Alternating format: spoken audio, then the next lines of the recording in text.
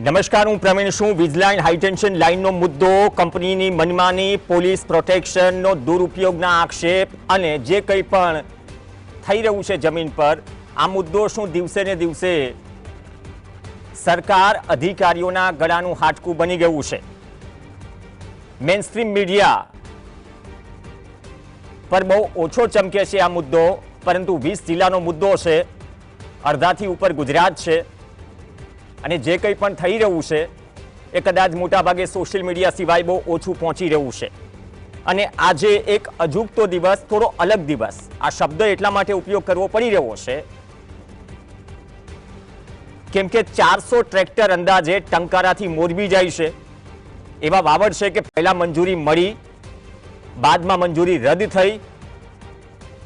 રદ થઈ છતાં પણ રેલી કરી. ભૂતકાળમાં અન્ય જિલ્લાઓના કલેક્ટરને રજા પર ઉતરતા જોયા છે, પણ આ કલેક્ટરે સાંભળ્યા. મૂળ મુદ્દો એ જ હતો અને છેલ્લી અપડેટ એ મળી કે સનાડાની આસપાસ ટ્રેક્ટર પાર્ક કરીને કલેક્ટર કચેરીએ રજૂઆત કરવા જાય. વહેલી સવારના દ્રશ્યો છે, પણ પ્રશાસન દોડતું થયું હતું.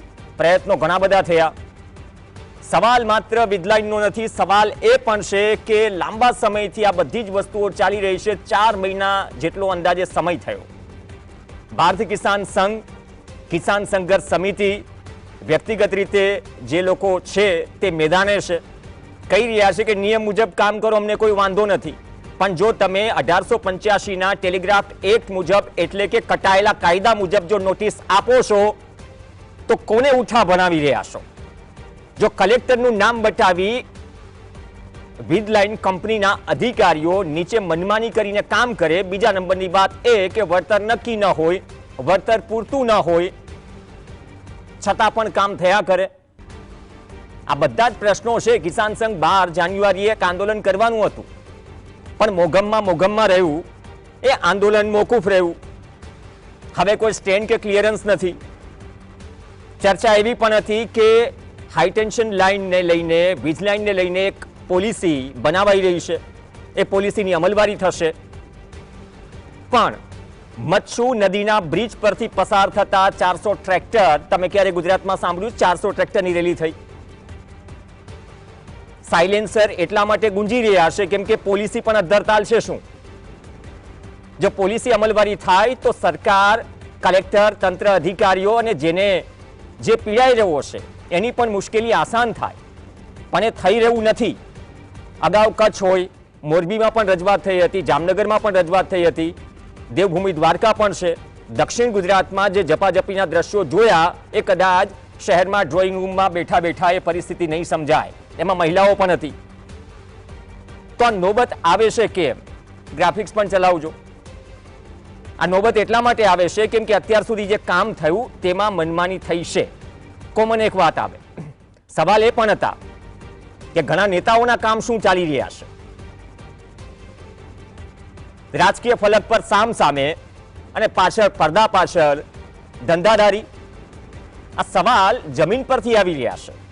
અને આ સવાલ વ્યાજબી એટલા માટે બની જાય છે કેમ કે કોઈ ધારાસભ્ય, આજે મુદ્દો ઉઠ્યો,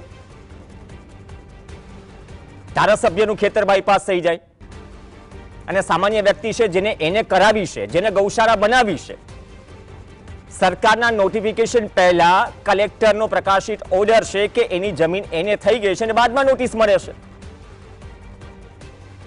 વગમાં કેટલા ગ્રામ વજન હોય એ આ ઉદાહરણ પરથી સમજાઈ જાય. પણ છેલ્લી અપડેટ શું છે? કલેક્ટરને મળ્યા પછી 1 by 1 જે કોંગ્રેસના નેતાઓ હતા, જિગ્નેશ મેવાણી, લાલજી દેસાઈથી માંડી, પાલભાઈ આંબલિયા કિસાન સંઘર્ષ સમિતિમાં છે, બધા જ હતા, ખેડૂતો હતા. ચર્ચા કરીને શું વાત કરી કલેક્ટરે, શું રજૂઆત કરી, હજુ ક્યાં શું અટકેલું છે, કેટલું થશે, પહેલા એ સાંભળી લઈએ, બાદમાં વાત આગળ વધારીએ. નિયમોથી જે વાત કરી એમાં કલેક્ટર પાસે કોઈ જવાબ હતો નહીં. CERC ના નોર્મ્સ નું પાલન નથી થયું એ બાબતે કોઈ જવાબ નથી. માર્કેટ ભાવના 4 ગણા વળતરવાળીમાં કોઈ જવાબ નથી. રાશન પારવાળા ખેડૂતની બાબતમાં એમની પાસે કોઈ જવાબ નથી. જબલપુરના ખેડૂતના જે બિન ખેતી છે અને એની સામે પ્રકાશ વરમોરા ધારાસભ્ય એ જાહેરનામા પછી બિનખેતી કરાવે છે અને એના ખેતરમાંથી વીજ લાઈન દૂર જતી રહે છે અને જબલપુરના ખેડૂતનું ખેતર જાહેરનામા પહેલાનું બિનખેતી છે તેમ છતાંય કલેક્ટર એમને ધક્કા ખવડાવે છે. આ બાબતે કલેક્ટર પાસે કોઈ જવાબ નથી. ખેડૂતોની સામે તમે ટણી અને પાવર ના કરો. પાવર કરવો હોય તો કંપનીઓની સામે કરો. એક ગામની અંદર કલેક્ટરશ્રીની સમક્ષ લોકોએ રજૂઆત કરી તો કંપનીવાળા ફૂલ દાદાગીરી કરતા હતા. આ બિલકુલ યોગ્ય નથી. આપણું ગુજરાત આવું ના હોવું જોઈએ. અને તમારે ખરેખર આટલી બધી ઉતાવળ હોય તો દરેક ખેડૂત જેના ખેતરમાંથી તમે વીજ લાઈન કાઢવાના છો 5-5 કરોડ જમા કરાવી દો ને એમના ખેતર, એમના એકાઉન્ટ, પેલા વાત પતી જાય. તમારે 2-5 લાખમાં ખેડૂતને પટાઈને પોલીસના આગળ કરી, તંત્રના આગળ કરીને, દાદાગીરી કરીને એમની મરજીની વિરુદ્ધ લાઈનો નાખવી છે તો આ તો ગુજરાતના ખેડૂતો ચલાવવાના નથી. પોલીસના દબાણ હેઠળ કોઈ કામગીરી ના થાય અને ખેડૂતને તકલીફ ના પડે અને ઉપરથી અન્ય કોઈ સૂચના ના હોય ત્યાં સુધી આ કામગીરી અટકાવવાની જે વાત કરી છે અને કંપની પાસેથી જે ડોક્યુમેન્ટ માંગ્યા છે એ ડોક્યુમેન્ટ ખેડૂતોને આપવામાં આવશે અને CERCની જોગવાઈ મુજબ જો લાયસન્સ નહીં હોય તેના માટે પણ રાજ્ય સરકારને આ બાબતની જાણ કરવામાં આવશે તેવી વાત કરીને આ એમની રજૂઆત સાંભળી હતી. બે મુદ્દા મહત્વના ક્લિયર થયા. જે પાલાંબલિયા કહી રહ્યા છે કે ધારાસભ્યની એને થઈ અને એનું ખેતર બાયપાસ થઈ ગયું, પણ એક સામાન્ય વ્યક્તિ છે જેને ગૌશાળા બનાવવાની છે અને નોટિસ પર નોટિસ મળી રહી છે કે કલેક્ટર સામે તમે જવાબ રજૂ કરવા આવો. બીજી વાત એ કે કંપની જે વિસ્તારમાં કામ કરવાની છે, લાયસન્સ શું દરેક કલેક્ટર દ્વારા માંગવામાં આવે છે? ત્રીજી વાત, જે શબ્દો કલેક્ટરના હતા, દબાણ. દબાણ કોનું? દબાણ ઉપરથી. કોના થકી કરાવવાનું? ખાખી વર્દી. તો ખાખી વર્દી પર પણ શું દાગ લાગી રહ્યો છે? આમ તો એક્ઝામ્પલ આપવાની જરૂર નથી. કચ્છમાં જે કંઈ પણ 3 મહિનામાં થયું, આખા ગુજરાતે જોયું શું થયું. બે ખાસ મહેમાન જોડાશે. પાલાંબલિયા આપણી સાથે જોડાશે અને ભાણજીભાઈ જોડાશે, જે જબલપુર ટંકારાના ખેડૂત છે. અમે માનીએ છીએ કે જ્યાં પરિસ્થિતિ છે જમીન પર એ પ્રશ્નો ઉઠે. તો કદાચ બંનેનું સ્વાગત છે. અને ભાણજીભાઈ, આપથી જ શરૂઆત કરીએ. ભાણજીભાઈ, શું છે તમારો મુદ્દો? કેમ તમારા કામમાં વજન થોડું ઓછું થઈ ગયું કલેક્ટર કહી રહ્યા છે, અને પાલભાઈએ જે કહ્યું કે ધારાસભ્યનું એને થઈ ગયું એ નોટિફિકેશન પછી થયું, તમારું તો પહેલા થઈ ગયું હતું, છતાં પણ તમારે જવાબ રજૂ કરવા જવા પડી રહ્યા છે. તમારો આખો મુદ્દો છે શું? સાહેબ, બિન ખેતી નોન એગ્રીકલ્ચર લેન્ડ મેં બનાવેલી છે ગૌશાળા અને નાનો થોડોક ઉદ્યોગ બનાવવાનો, સિંગદાણા ઓઇલ મિલ માટે થઈને, અને એકમાં વેલ્ડિંગ કામ કરવાનું, એટલે નાનો ગૃહ ઉદ્યોગ બનાવવા માટે થઈને બિન ખેતી મેં કરાવેલી હતી. અને બિન ખેતી કરાવ્યા પછી અમુક દિવસે મને કંપનીની નોટિસ મળી. નોટિસ મળ્યા ભેગી જ મેં ગુજરાત સરકાર, ભારત સરકાર અને ગુજરાત સરકારના આ વિભાગમાં જે તે અધિકારી આવે એને રજિસ્ટર એડીથી મેં 3 વખત મેં રજિસ્ટર એડી લેખિતમાં આપેલું છે અને વકીલના લેટર પેડ ઉપર આપેલું હતું પહેલી વખત, પણ મને ક્યાંય પણ કોઈ પણ જાતનો લેખિત જવાબ આજની તારીખ સુધીમાં આપેલ કોઈએ છે નહીં સાહેબ. ત્યાર પછી મને કલેક્ટર તરફથી નોટિસ આવી. કલેક્ટર એમ કે તમે અમારી ઓફિસે હાજર થઈ જાઓ. તો સરકાર શ્રીના ઓર્ડર મુજબ અમારે તો કલેક્ટર શ્રી કણે હાજર થવું પડે. 3 વખત હું કલેક્ટર શ્રીના ઓફિસે હાજર થયો, પણ તોય પણ કાંઈ પણ જવાબ છે નહીં. મારી બિન ખેતી ગ્રેજ્યુએટ નોટિફિકેશન પહેલા થઈ ગયેલી છે, આશરે અમુક દિવસ પહેલા, મારી કાંઈ યાદ નથી. એનું કલેક્ટર શ્રીના સહી સિક્કા સાથેનું મારી કાંઈ નોટિફિકેશન છે. Ministry of government of India નું ડેટ 3 નવેમ્બર 2025 થયેલું છે અને મારી બિન ખેતી થયેલી છે તે 9/2025. આશરે બે વચ્ચે આશરે અમુક દિવસોનો ગાળો રહી છે, તોય છતાં મને ક્યાંય પણથી સંતોષકારક જવાબ નથી મળતો. પાલભાઈએ આજે રજૂઆત કરી છે એટલે થોડું ઘણું ધ્યાન દીધું છે અને એની રીતે લેખિતમાં બાજુના સાહેબે લખી લીધું છે.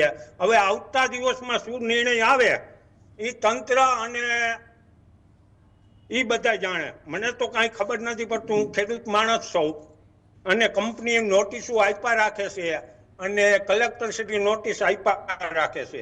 હું મારું જીવન જ અસ્તવ્યસ્ત થઈ ગયું. મારે શું કરવું, આગળ શું કામ કરવું, એ મને કાંઈ પણ હૂટતું નથી સાહેબ.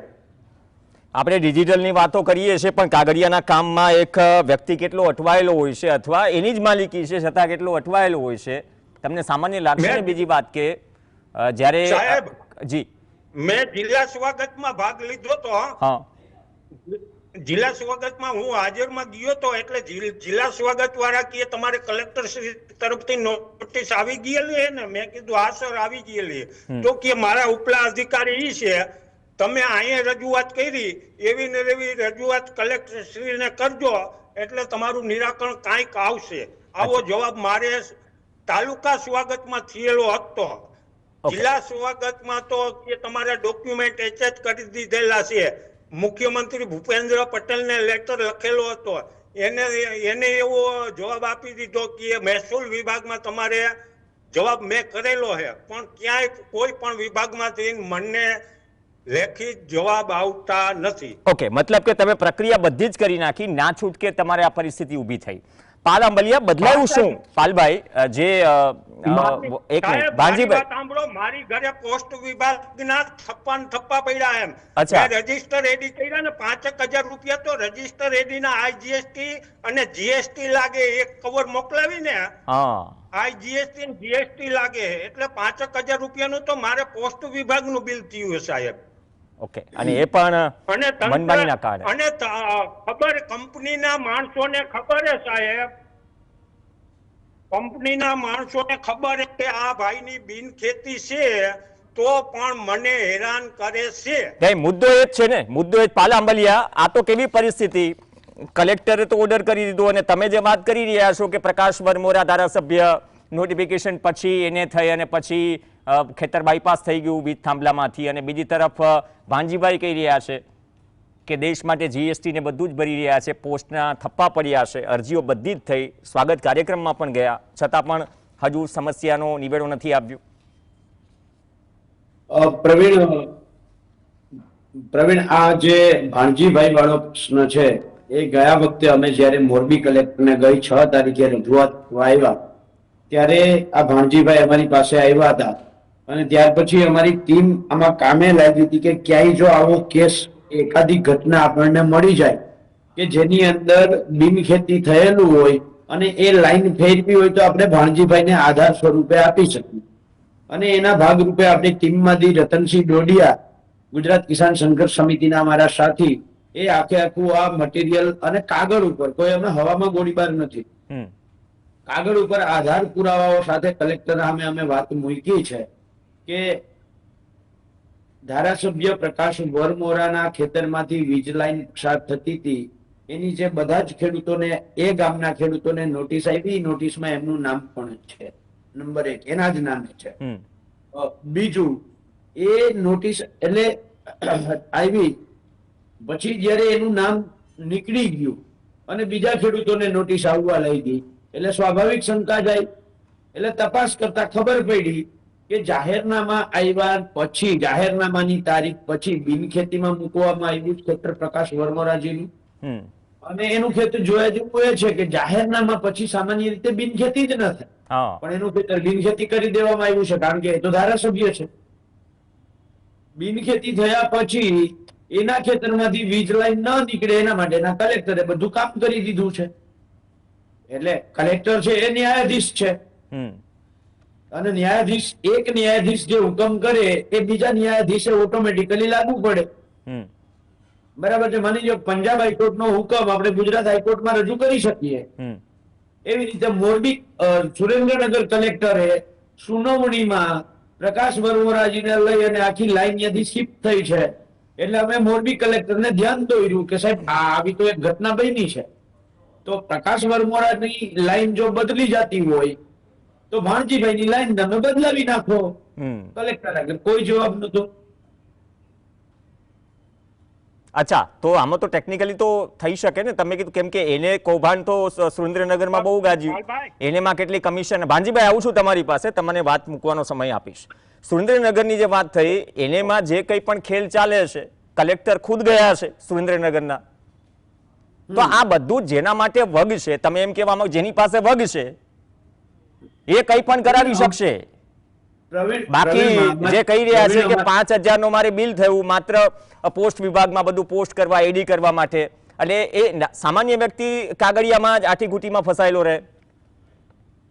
પ્રવીણ, એ જ સિસ્ટમ સામેની લડાઈ છે, તમે સમજો. અને આજની જે રેલી છે એની હું આપની અનુમતિ હોય તો 2-3 મિનિટની મારે વાત કરવી છે. ના, પહેલી વાત પાલભાઈ, આ રેલીને પહેલા મંજૂરી મળે છે, પછી મંજૂરી રદ થાય છે, પછી વગર મંજૂરીએ રેલી થાય છે, એટલે બાદમાં સહમતિ સધાઈ ગઈ તંત્ર સાથે. પ્રવીણ, હું એ જ બાબતે પ્રકાશ પાડવા માંગુ છું. સિનારીઓ કેવો થયો છે. પરમ દિવસથી ભાજપના ધારાસભ્યો ને બધા જ કામે લાગ્યા, સંસદ સભ્યો ને બધા જ, અને ખેડૂતોને સમજાવવા લાગ્યા કે તમે જાઓ નહીં, અમે તમારે જે જોઈએ છે હું વળતર કરાવડાવી દઈશું. નંબર 1, ખેડૂતોએ ધારાસભ્ય સંસદ સભ્યોની આંખમાં આંખ નાખીને કહ્યું કે આજથી સુધી સાહેબ તમે ક્યાં હોઈ ગયા હતા, હવે તમને રેલો આવ્યો એટલે અમને તમે સામેથી બોલાવો છો, અમે તો કેદીના લડીએ છીએ. એટલે પછી જયારે એને એમ થયું કે નહીં આ તો રોકાય એમ નથી, એટલે જે મંજૂરી અમને આપેલી હતી એ મંજૂરી રદ કરવા માટે કલેક્ટરને દબાણ કર્યું, એ મંજૂરી અમારી રદ કરી. અમે ખેડૂતોએ કિસાન સંઘર્ષ સમિતિની ટીમે બહુ સ્પષ્ટ નિર્ધાર કર્યો હતો કે આપણે કાયદો અને વ્યવસ્થાને જાળવી અને આપણે આપણી લડાઈ ક્યાંય અધૂરી મૂકવી નથી. આપણે મક્કમતાથી જે આપણી વાત છે, કલેક્ટરે આપણને બોલાવ્યા, સાંભળજો, કલેક્ટરે 327 ખેડૂતોને બોલાવ્યા હતા. આજે સુનાવણી હતી તો 327 ખેડૂતો પોતાનું ટ્રેક્ટર લઈ અને કલેક્ટર આગળ સાંભળવા તો પોતાની વાત મૂકવા તો જઈ શકે, એમાં તો કોઈની મંજૂરીની જ જરૂર નથી.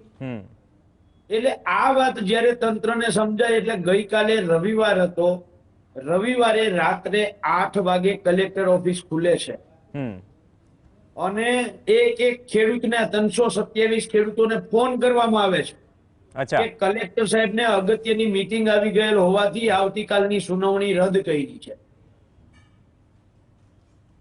એટલે શું કે ખેડૂતો ટ્રેક્ટર લઈને ન આવે, આ એક એને રસ્તો કાઢ્યો. એટલે ધારાસભ્ય સંસદ સભ્યો નિષ્ફળ ગયા, કલેક્ટરે આ પ્રયત્ન કર્યો એમાંય નિષ્ફળ ગયા. સવારે તો ખેડૂતો ટ્રેક્ટર લઈને જમા થઈ ગયા અને અમે બહુ સ્પષ્ટ જાહેર સૂચના ખેડૂતોને આપી હતી કે જો તંત્ર આપણને જવા દે તો આપણે જવું છે, ન જવા દે તો જ્યાં આપણને રોકે ત્યાં આપણે ઉપવાસમાં બેસી જવું છે. એક બાજુ ભારતીય કિસાન સંઘને વગર મંજૂરીએ 7 કલાક નેશનલ હાઈવે બ્લોક કરવાનો છૂટ મળે છે. કાયદાના લીરા ઉડા ભારતીય કિસાન સંઘ ઉડાડી નાખે, એમની સામે કોઈ એક સિંગલ ફરિયાદ પણ નોંધવામાં નથી આવી. અને બીજી બાજુ આપણને આપેલી મંજૂરી રદ કરી નાખે છે. આપણને સુનાવણીમાં બોલાવ્યા પછી રાત્રે 12 વાગે ઉઠાડીને આપણને ના પાડે છે કાલે નથી આવવાનું. તો આપણે એવો ઊંઘનો કર્યો છે ભાઈ. એટલે આપણે કાયદા અને વ્યવસ્થાને જાળવી અને આપણે હાલવાનું છે અને આપણને જ્યાં રોકે ત્યાં આપણે બેસી જવાનું છે. ક્યાંય સામે ઉશ્કેરણીજનક વાત નહીં, શાંતિથી ગાંધી ચિંધ્યા માર્ગે જ્યાં રોકે ત્યાં બેસી જવાનું. આમાં પાલભાઈ બહુ સાચી વાત કરી, કેમ કે શિસ્તબદ્ધ આટલા ટ્રેક્ટરો એક સાથે લગભગ હું નથી માનતો, મને પણ યાદ નથી ક્યારે નીકળ્યા હશે. પણ તમે એ સમયે તો જે નિર્ણય લેવાયો નેશનલ હાઈવે બ્લોક થયો એને જે પછી જે નિર્ણય લેવાયો એ વાતને તમે પણ સમર્થન કર્યું હતું, કેમ કે એક વાત હતી કે અહીંયા થોડી એક મધ્યસ્થીની અથવા ચર્ચાની જરૂર છે. મુદ્દે હું આવીશ તમારી પાસે સવાલ લઈને, કેમ કે હજી પોલિસી જ અદ્ધરતાલ છે. ભાણજીભાઈ કંઈક વચ્ચે કહેવા માંગતા હતા. ભાણજીભાઈ. સાહેબ, મારે તો એ કહેવાનું હતું કે પાલભાઈ આંબલિયા બોલ્યા ને, પ્રકાશભાઈ નું નામ દીધું, હળવદના ધારાસભ્ય મારા માઇન્ડ પ્રમાણે, પણ ધાંગધ્રાના ધારાસભ્યની કાંઈક ઈ પ્રશ્ન હતો બિનખેતીનો. અચ્છા. પાલભાઈને લગભગ થોડી ઘણી ભૂલ આવી છે મારા ધારણા પ્રમાણે. અને બીજું શું કહેવા માંગુ, જોવો સાહેબ, મારે આ લેઆઉટ પ્લાન્ટ હાજરમાં મારી બાજુમાં પડેલો, જોવો તમે, દેખાડું. મોરબી નગર નિયોજકનો લેઆઉટ પ્લાન્ટ પાસ થઈ ગયેલો છે મારી હાજરમાં, બરોબર. ત્યાર પછી બિનખેતીનો સરકારશ્રીએ, ગુજરાત સરકારે મને બિનખેતીનો ઓર્ડર આપ્યો, એની આ મારી કને નકલ છે, તારીખ સહિત. બિનખેતીની તારીખ મારે છે 13/9/2025.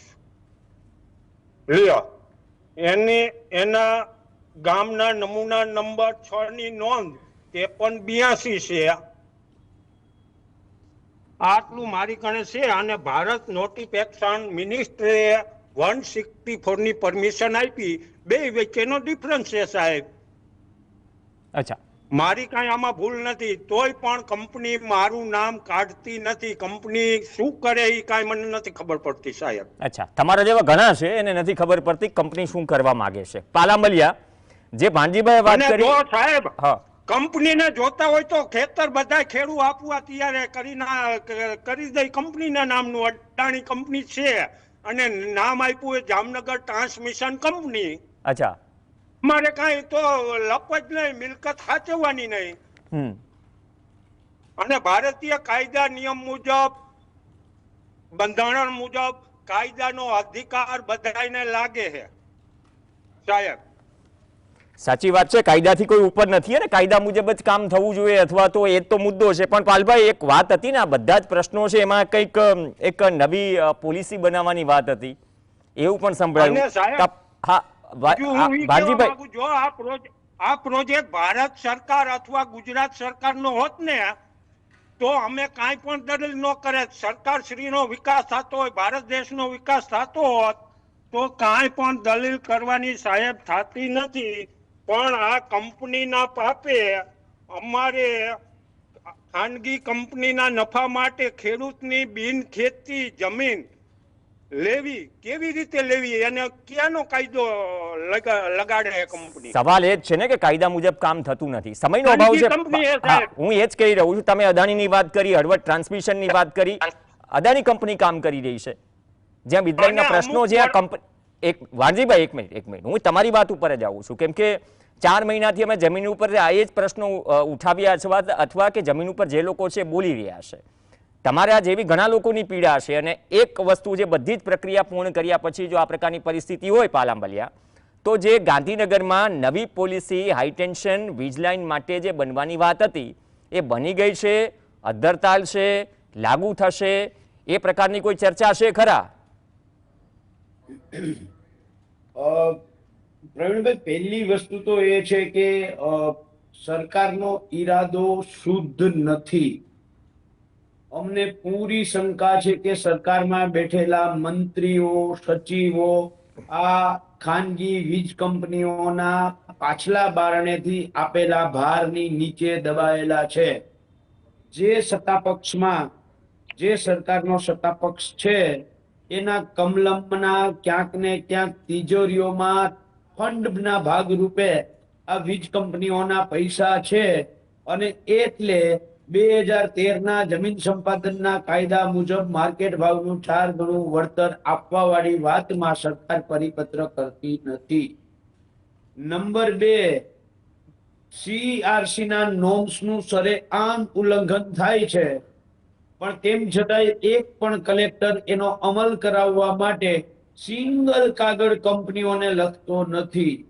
નંબર 3, ભારતીય કિસાન સંઘે 12 તારીખે 12 માંગો સ્વીકાર કરી એવું એને સ્ટેટમેન્ટ આપેલું છે ને એમાં વીજ લાઈનો વાળી અને ખાસ કચ્છ વાળી લાઈનનો ક્યાંક ને સ્વીકાર કર્યું હતું એવું એને કહ્યું હતું. તો પછી એનું શું થયું? આનો જવાબ તો ભારતીય કિસાન સંઘ અને એની સાથે બેઠેલા ઉર્જા મંત્રીએ જે સ્ટેટમેન્ટ આપ્યું હતું એ ઉર્જા મંત્રી આપી શકે. એટલે આજે અમારી ગુજરાત કિસાન સંઘર્ષ સમિતિની બહુ સ્પષ્ટ માંગ છે કે આ બાબતે ઉર્જા મંત્રી તાત્કાલિક સ્ટેટમેન્ટ આપે કે ભાઈ માર્કેટ ભાવના 4 ગણા વળતર વાળી જે પોલિસી બનાવવાની છે ક્યાં પહોંચી. જો નહીં આપે તો આવતી 10 થી 15 તારીખની વચ્ચે દક્ષિણ ગુજરાતની અંદર અમે કિસાન સંઘર્ષ સમિતિ આનાથી પણ મોટો કાર્યક્રમ કરીશું. અને તેમ છતાંય જો સરકાર આમાં કોઈ નિર્ણય નહીં કરે તો વિધાનસભા જ્યારે ચાલુ હશે ત્યારે આ તો નાની એવી રેલી હતી, ભલે ઐતિહાસિક હતી, ગુજરાતમાં ક્યારેય ન થઈ હોય એવી હતી. કલેક્ટરને આખા તંત્રને સરકારને ગાંધીનગરથી આ બાજુથી બનાસકાંઠા આવતા ખેડૂતોને રોક્યા, કચ્છથી આવતા ખેડૂતોને રોક્યા, સુરેન્દ્રનગરથી આવતા ખેડૂતોને રોક્યા, રાજકોટ, જામનગર, દ્વારકાથી આવતા ખેડૂતોને રોક્યા. પણ તેમ છતાંય ખેડૂતોએ રેલો તો લઈ આવી દીધો. આવનારા દિવસોમાં સરકાર સાન્માન નહીં સમજે તો વિધાનસભા ચાલુ હોય ત્યારે ગુજરાત કિસાન સંઘર્ષ સમિતિની ટીમ ચારે બાજુથી વિધાનસભાને ઘેરવા માટે આ મુદ્દે લડાઈ કરશે. પ્રવીણભાઈ, ઓકે, ધન્યવાદ પાલાંબલિયા, ધન્યવાદ સાહેબ, ભાણજીભાઈ. સમયનો અભાવ છે ભાણજીભાઈ, તમે જે છેલ્લી કમેન્ટ 20 સેકન્ડ છે. જી ભાણજીભાઈ. સાહેબ, ભારતીય બંધારણના કાયદા મુજબ central electrical regulatory commissioner CERC ના ઓર્ડરની તારીખ છે, એમાં એવું બતાવે ટ્રાન્સમિશન લાયસન્સ કંપનીને બિનખેતી અથવા ઔદ્યોગિક જમીન પરથી ફરજિયાત લાઈન પસાર કરવાનો અધિકાર આપતું નથી. આ બંધારણ ભારત દેશનો બંધારણ કાયદો બોલે. સાહેબ, હું નથી બોલતો, હું કાયદાનું પાલન કરવા વાળો વ્યક્તિ છું. નહીં, મુદ્દો એ જ છે ને કે કાયદાના પાલનમાં કાયદો સૌથી ઉપર છે ને કાયદા મુજબ કામ થાય. ધારાસભ્ય હોય કે સામાન્ય ખેડૂત હોય ને, આ મુદ્દે જ્યારે કોંગ્રેસના નેતાઓ કિસાન સંઘર્ષ સમિતિની વાત કરવામાં આવી રહી છે, ભૂતકાળમાં તો કોંગ્રેસના એક શહેર પ્રમુખ પણ ધમકાવતા જોવા મળ્યા. તો આ બધા મુદ્દાઓ છે, પણ પોલિસી જો નવી બનાવાય જ રહી છે તો ખોખારો ખાઈને સરકાર કે મંત્રીઓ કેમ વાત નથી કરી રહ્યા? કેમ કલેક્ટરો ઘણી જગ્યાએ રજા પર ઉતરી રહ્યા છે? સવાલ ગંભીર છે અને કદાચ આ સવાલના જવાબ આપવા માટે જ બાબુઓ હોય છે, એટલે કે અધિકારીઓ અને સરકારના મંત્રીઓ હોય છે. સમય પડીએ આપવા પડે. નમસ્કાર.